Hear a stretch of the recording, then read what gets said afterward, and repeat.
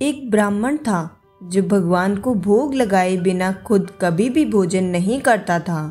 हर दिन पहले कान्हा जी के लिए खुद प्रसाद बनाता था और भोग लगाकर फिर स्वयं व उसकी पत्नी व एक छोटा बेटा था, यह तीनों ही गोपाल जी का प्रसाद पाते थे। बेटा पिताजी को हर रोज ठाकुर जी की सेवा और उनको भोग आदि लगाने की पूरी क्रिया को बड़े ही मनोयोग से देखता था कि पिताजी किस प्रकार भोग गोपाल जी को निवेदन करते हैं। लाला प्रसाद पाओ और पर्दा लगाकर बाहर आ जाते हैं। एक दिन ब्राह्मण को किसी काम से शहर की तरफ पत्नी के साथ जाना था, सो उसने अपने बेटे से कहा, आज तुम ठाकुर जी का ख्याल रखना और जैसे भी हो ठाकुर जी को कुछ बनाकर खिला देना। बेटा बोला, ठीक है पिताजी, मैं जैसा आप कह रहे हैं वैसा ही करूँगा। माता पिता शहर की तरफ चले गए। बेटे ने कभी कुछ ना बनाया, न उसे कुछ बनाना आता है। उसने जल्दी जल्दी से स्नान आदि करके दाल और चावल मिलाकर कुछ कच्ची सब्जी उसमें डालकर अंगीठी पर बिठा दिया और ठाकुर जी को स्नान कर पोशाक आदि बदलकर आरती कर दी। फिर बर्तन में गरम गरम खिचड़ी निकाली और ठाकुर जी के सामने एक थाली में सजाकर परोस दी और पर्दा लगा दिया।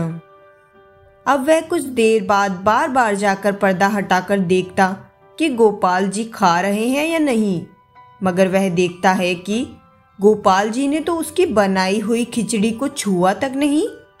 प्रसाद को काफ़ी देर देखने के बाद छोटे से बच्चे को बहुत गुस्सा आया और वह गोपाल जी से बोला, पिताजी खिलाते हैं सो खा लेते हो, क्योंकि वह स्वादिष्ट व्यंजन जो बनाते हैं आज मैंने बनाया है।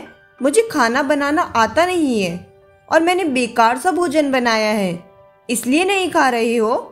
बालक ने गोपाल जी से काफ़ी विनती की, आज जैसा भी बना है खा लो, मुझे भी भूख लगी है। तुम खा लो तो मैं भी प्रसाद पाऊंगा। मगर गोपाल जी तो उसकी सुन ही नहीं रहे थे। जब उस बच्चे का धैर्य जवाब दे गया और उससे रहा नहीं गया तो वह बाहर से एक बड़ा सा लोटा लेकर आ गया और जोर जोर से चिल्लाने लगा, खाते हो या अभी इस लोटे से लगा दूं दो चार।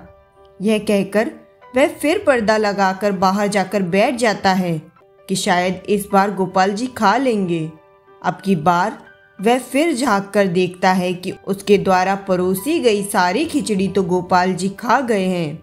अब एक समस्या यह हो गई कि अब सारी खिचड़ी तो गोपाल जी खा गए हैं, अब वह क्या खाएगा, वह माता पिता को क्या खाना देगा।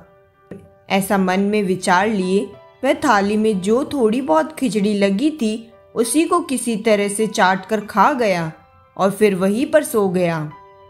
जब शाम को माता पिता हारे थके घर वापस आए तो उन्होंने बच्चे को उठाकर पूछा, बेटा आज क्या बनाया था गोपाल जी के लिए। बेटा बोला, पिताजी मैंने वैसे ही किया जैसे आप हर रोज़ पूजा सेवा करते हैं, मगर आज गोपाल ने मेरी बनाई सारी की सारी खिचड़ी खा ली, मैं भी भूखा रह गया। पिता को अपने बेटे की बात पर विश्वास नहीं हुआ। फिर पिता ने बेटे से कहा, हमें बड़ी जोर से भूख लगी है, गोपाल जी का भोग प्रसाद हमें भी तो दो, हम भी कुछ खा लें, सुबह से कुछ खाया भी नहीं है। ऐसा सुनकर बच्चा रोते हुए बोला, पिताजी आज गोपाल ने मेरे लिए भी कुछ नहीं छोड़ा, मैं भी भूखा रह गया, कुछ भी नहीं खा पाया। जो थाली में लगा रह गया था वही खाया और मुझे नींद आ गई और मैं सो गया।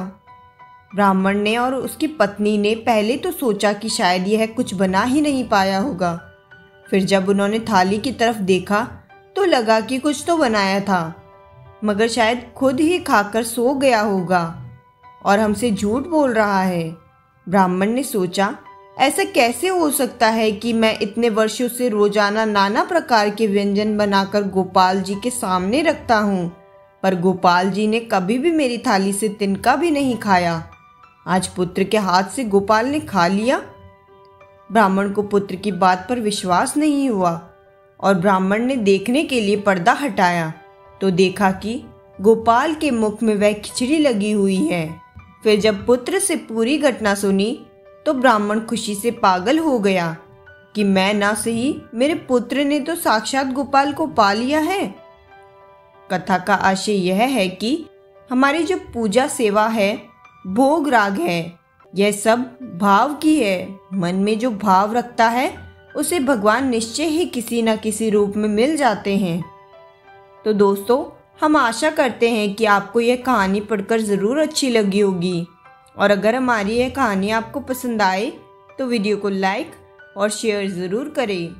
अगर आप हमारे चैनल पर नए हो तो चैनल को सब्सक्राइब करना ना भूलें। धन्यवाद।